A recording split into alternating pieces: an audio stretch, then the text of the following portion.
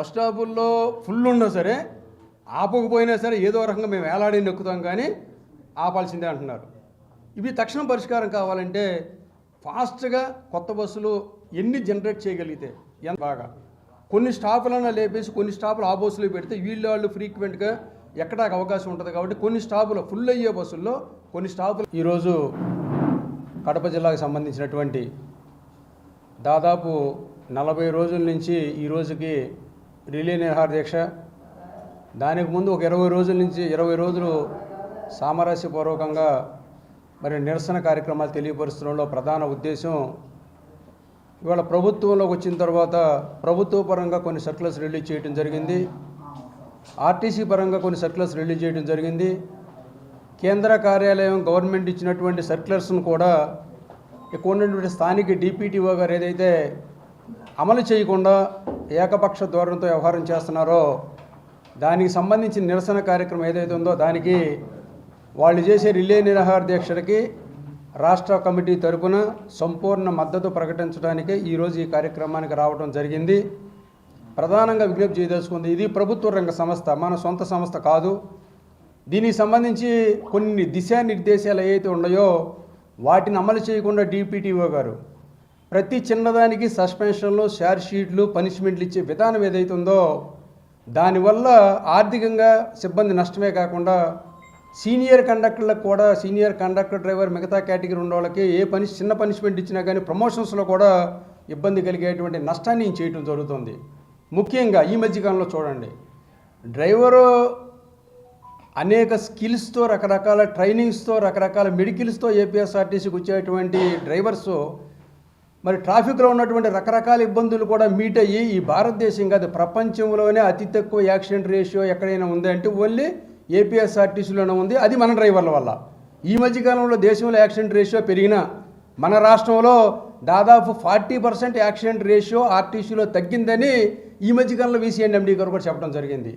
అలాంటిది ఇక్కడ జరిగినటువంటి యాక్సిడెంట్ కేసు, బద్వేలు డ్రైవర్ ఎవరైతే ఉన్నారో యాక్సిడెంట్ కేసులో ఆటో డ్రైవర్ తాగి అందులో ఉన్నటువంటి బస్సుని వెళ్తున్నటువంటి మన బస్సుని వచ్చి ఆటో గుద్ది ఆటోలో ఉన్న ప్రయాణికులు సరిపోతే దురదృష్టం సరిపోవడం.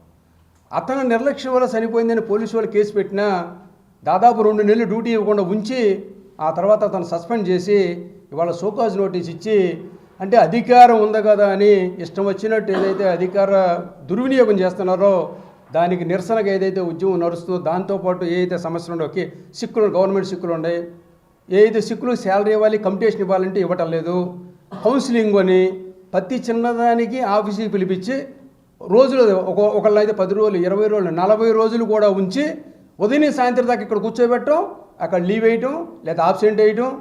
ఎక్కడైనా ఈ రాష్ట్రంలో ఏ డిపోలో ఏ జిల్లాలో లేదు ఈ రకమైన కల్చరు, ఈ సంస్కృతి లేదు. ఓ పక్క డ్రైవర్ కండక్టర్ల షార్టు, దాదాపు 7-8 వేల మంది షార్టేజ్ ఉండి డీడీలు చేయలేక లీవులు దొరక నరకం చూస్తుంటే కౌన్సిలింగ్ పేరుని ఈయన దగ్గర పిలిపించేసి నెలల తరబడి డ్యూటీలు ఇవ్వకుండా, డ్యూటీలు చేయనీయకుండా ఇబ్బంది పెట్టడం. అటు పరోక్షంగా డీడీ చేసిన వాళ్ళకి డబ్బులు, సంస్థకు నష్టం, ఇటు వర్కర్ని మానసికంగా ఇబ్బంది పెట్టే పరిస్థితి. ఈ పరిస్థితి ఏదైతే ఉందో ఇది సంస్థ దిశానిర్దేశానికి వ్యతిరేకంగా జరుగుతున్నటువంటి అంశాలు. సరే, వాళ్ళకి ఇమీడియట్గా షార్ట్ షీట్లు ఇచ్చేయడం, పనిష్మెంట్లు ఇవ్వటం, ఈ జిల్లాలో ఇచ్చినటువంటి పనిష్మెంట్లు ఏ జిల్లాలో కూడా లేనటువంటి పరిస్థితి. ఇంత దమనకీయమైనటువంటి పరిస్థితి ఏదైతే ఉందో దాదాపు 2 సంవత్సరాల పైబడి కాగితం మీద కాగితం ఇష్యూస్ అన్ని తీసుకొచ్చిన మాట్లాడటా కూడా ఇబ్బంది దగ్గర ఉన్న డిపిటిఓ గారికి పిలవడానికి ఇబ్బంది.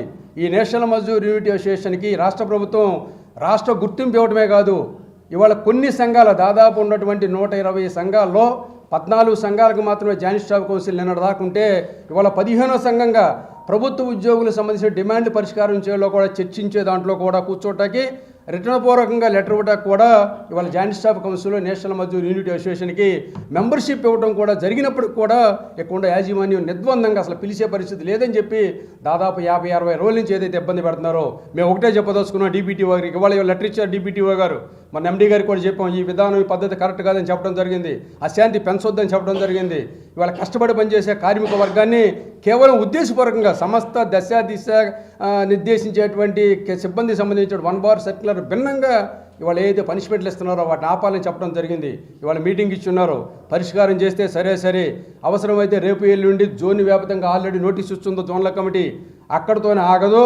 ఇదే పరిస్థితి కానీ డిపిటిఓ కంటిన్యూ చేస్తే రాష్ట్ర వ్యాపిత ఉద్యమానికి కూడా నేషనల్ మజ్దూర్ యూనిటీ అసోసియేషను ఈ కడప తిరుపతి జిల్లాలకు సంబంధించిన సమస్యల మీద ముందుకెళ్ళటానికి వెనకం చేసే సమస్య లేదని మీ ద్వారాగా ఇప్పుడున్న డిపిటిఓ గారికి హెచ్చరిక చేస్తూ ఇప్పుడున్న రాష్ట్ర ప్రభుత్వానికి మీ ద్వారాగా విజ్ఞప్తి చేసింది. అహర్నిశలు కష్టపడుతున్నాం, రాత్రనక పగలనక కష్టపడుతున్నాం. ఇవాళ స్త్రీ శక్తి స్కీమ్ పెట్టారు. స్త్రీ శక్తి స్కీమ్ పెట్టిన తర్వాత ఎంత శాతం, దాదాపు 60, 58, 62% ఓఆర్ఓ, ఇవాళ 80, 90% దాదాపు చాలా డిపోలో 100% ఓఆర్ఓ కూడా రావడం జరిగింది. ఎక్కిన సిబ్బంది అసలు దిగేంత వరకు కూడా కొన్ని నిమిషం గ్యాప్ లేకుండా రకరకాల పరిస్థితులు ఫేస్ అవుతున్నాం. దాదాపు ఇప్పటికీ ఆగస్టు 15 పెట్టిన తర్వాత ఇవాళ ఇదే కండక్టర్ డ్రైవర్ సిబ్బంది చిన్న చిన్న కారణాలతో దాదాపు ఒక 60-70 అసాల్ట్ కేసులు కూడా భరించడం జరిగింది. మేము ఇలాంటి పరిస్థితుల్లో డ్యూటీ చేసే దాంట్లో ఇవాళ కావాలని ఏదైతే ఇబ్బంది పెడుతున్నారో ఈ రాష్ట్ర ప్రభుత్వానికి తక్షణ చొరవ తీసుకోండి. ఇలాంటి డిప్యూటీస్ ఏవైతే ఉన్నారో, ఇప్పుడు ఎగ్జిక్యూటివ్ డైరెక్టర్ ఉండే నెక్స్ట్ మంత్ రిటైర్మెంటు కాబట్టి ఏం చేస్తారు, నన్ను ఏమి నడుస్తుంది అనే పరిస్థితి ఉంటే నేను ఒకటే చెప్పదలుచుకున్నా, చాలామంది సిబ్బందికి వ్యతిరేకంగా, రెగ్యులేషన్కి వ్యతిరేకంగా పనిచేసి రిటైర్మెంట్ సెటిల్మెంట్ తీసుకోకుండా ఉన్నటువంటి చాలా చూసాం. ఈ యూనియన్ ఉద్యమంలోకి వెళ్ళిన తర్వాత దయచేసి ఆ పరిస్థితి తెచ్చుకుంటారని అనుకోవట్లేదు. మరి ఈయన కూడా ఎక్కడ డిప్యూటీ గారు కూడా నేను ఏప్రిల్ రిటైర్మెంట్ కదా నాకేం పోద్ది, నన్ను ఏం చేస్తారో, ఏం చేసుకుని ఇంకోసారి ట్రాన్స్ఫర్, అదే విధానం ఏదైతే ఉందో దాన్ని మారండి. అందరూ కలిసి పనిచేస్తే ఏదైనా రిజల్ట్ వస్తుంది. ఆ రిజల్ట్ భిన్నంగా సంవత్సరాల తరబడి కడపలో నడుస్తుంది. కాబట్టి వ్యక్తిగతంగా మా క్యాడర్ని, మా అసోసియేషన్ టార్గెట్ పెట్టి ఉద్దేశపూర్వకంగా ఏదైతే ఇబ్బంది పెడుతున్నారో అది విడనాడాలి. లేకపోతే మాత్రం రాష్ట్ర వ్యాప్త ఉద్యమానికి ఈ రాష్ట్ర కమిటీ కూడా నిర్ణయం చేసే పరిస్థితి తీసుకురావద్దని సందర్భంగా విజ్ఞప్తి చేస్తున్నాను. Local to global news at your finger tips. మీ చేతిలో ఒక ఆయుధం. డౌన్లోడ్ రా TV app. Media legend Ravi Prakash is back.